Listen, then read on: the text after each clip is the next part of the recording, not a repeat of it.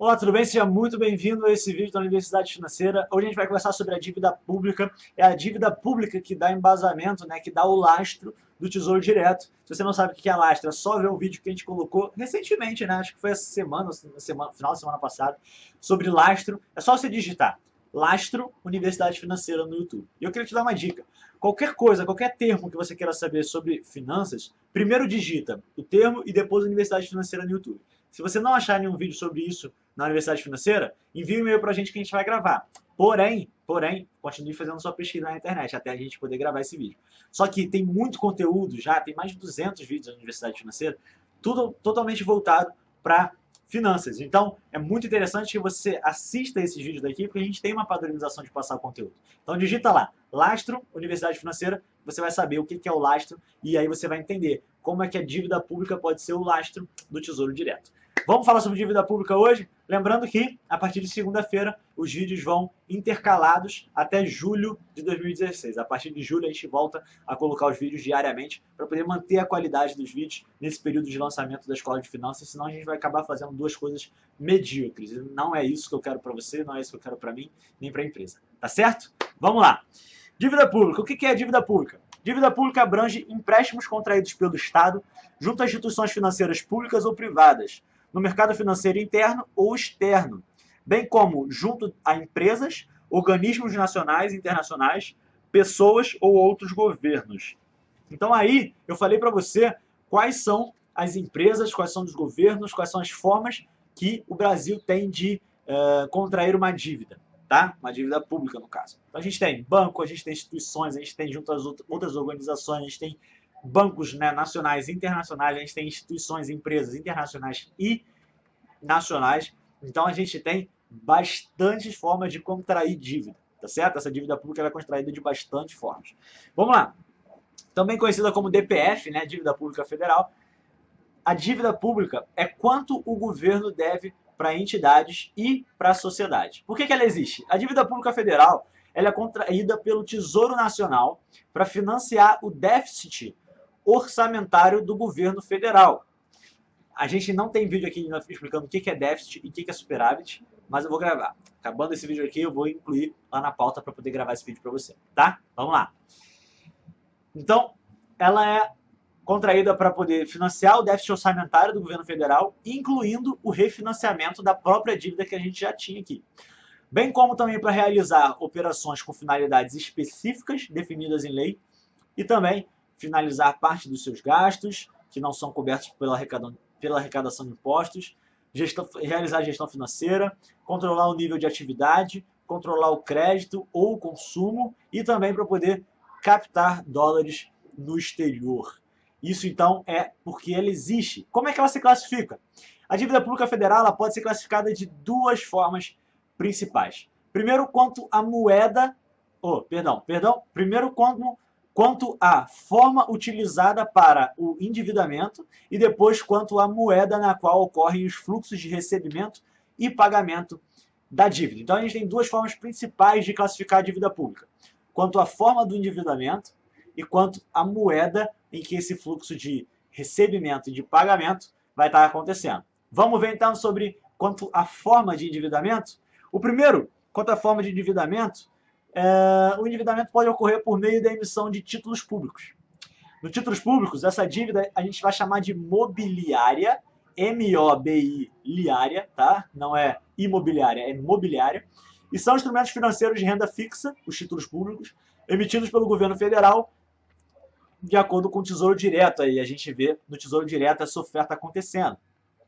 A segunda forma, que ela pode ser também emitida nessa dívida pública, é através de assinatura de contratos. Nesse caso, a dívida vai ser classificada como contratual e ele é usualmente firmado com organismos multilaterais, tais como o Banco Mundial e o Banco Interamericano de Desenvolvimento. Também com agências governamentais, como o Japan Bank for International Cooperation e o KfW, e também com bancos privados. Então ficou claro?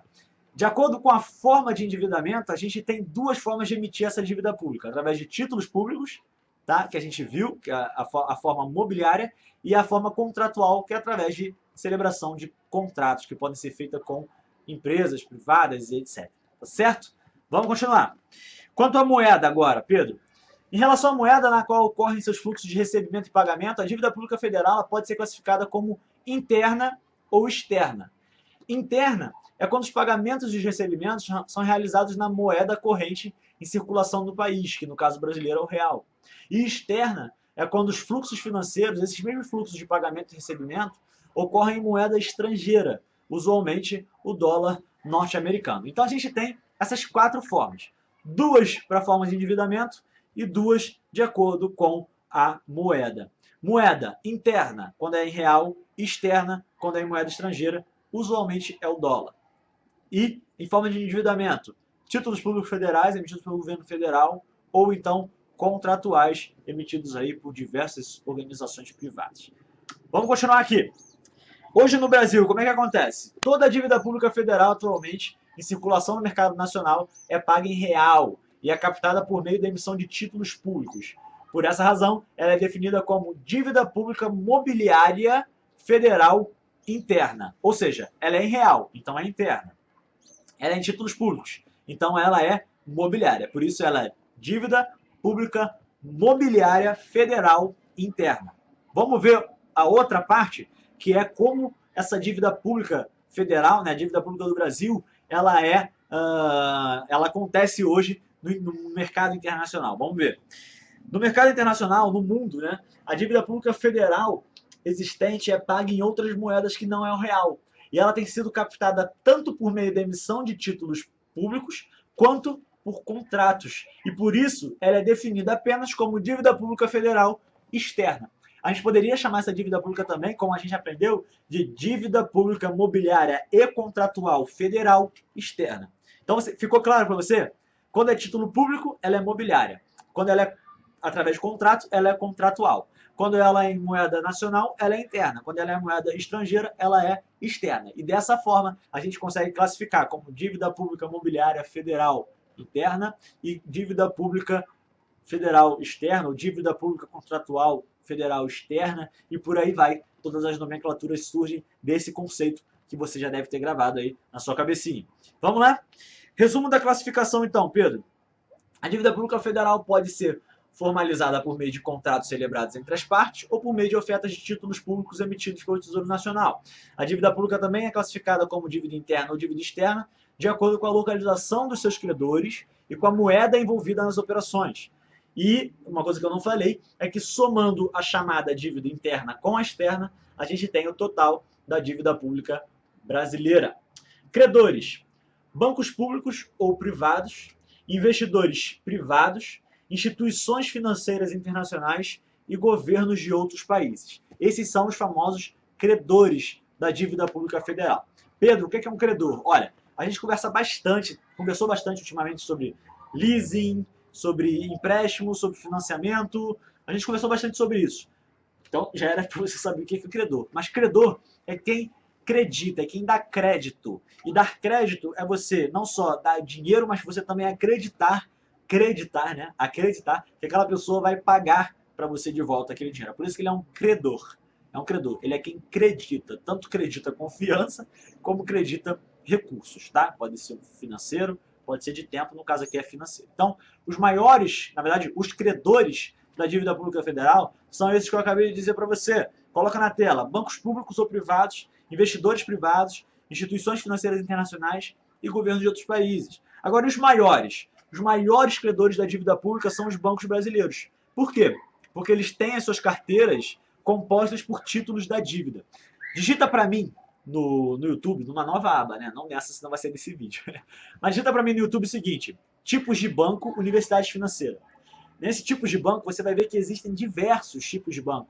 Na verdade, são 3 principais tipos de banco que podem existir e diversas, aí sim, são dezenas de combinações de carteira que esse tipo de banco pode ter. Então, um banco ele pode realizar investimento.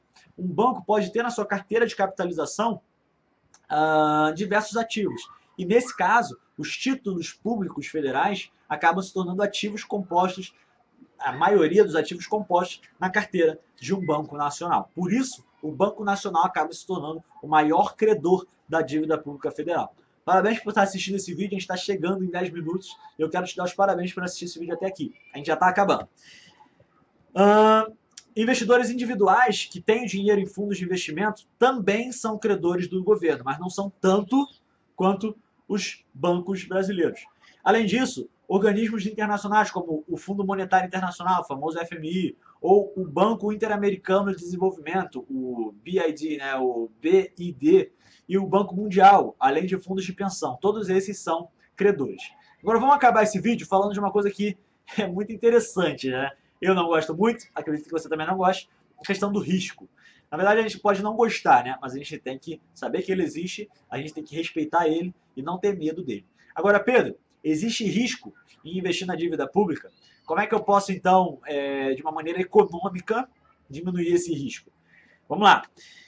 Os credores da dívida que compram os títulos se preocupam com a capacidade do governo em pagar os seus compromissos. No caso aqui, é um risco de crédito, né? Você é um credor, então você tem o risco de crédito. O Tesouro Direto, se você faz parte da escola de finanças, você sabe disso, tá? O Tesouro Direto é um investimento de empréstimo. Você tem emprestando dinheiro para o governo. Ele é caracterizado como um investimento de empréstimo. Então, você está emprestando dinheiro para o governo, claramente você é o credor do governo. E ele é o tomador do empréstimo, ele é o devedor. Então, você é o credor do governo e como um bom credor e como uma boa como é que eu posso dizer, uma boa transação de investimento, de empréstimo, você tem o risco de crédito, tá? Qualquer transação de investimento e empréstimo, você tem o risco de crédito. Então, o risco de crédito, o que é? Nada mais é do que o tomador daquele empréstimo não poder, ou então existirem chances daquele tomador não poder te pagar aquele empréstimo que ele tomou de você.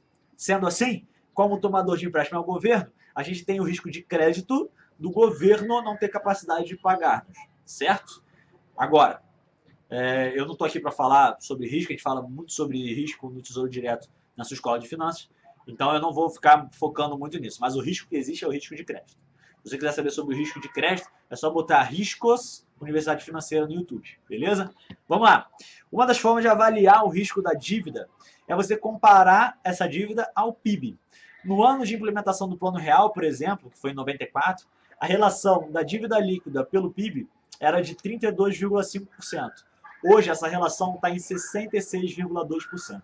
O que significa que a gente tem de dívida pública federal 62,2% do PIB. Tá certo?